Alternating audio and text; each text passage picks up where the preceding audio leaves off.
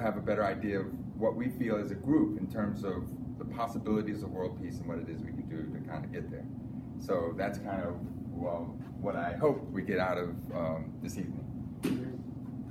So I guess to start off, before getting too much into things, are there particular issues or questions that people have in mind that they'd like to discuss in terms of this? Or when you think about this aspect of world peace, are there things that, you think, wow, I'd really like to know, or I'd really like to discuss something? Does anybody have anything before we get started? I have a list of things, but yeah.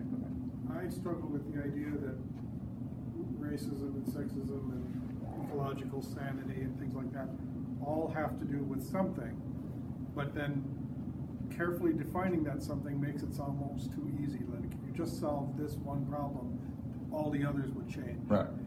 So I want simplicity, but I also think that there has to be something more complex about it. Right. Like some kind of organic relationship, so that you can't solve racism by itself, you can't solve sexism by itself, you can't solve environmental issues by itself, because you have to change everything.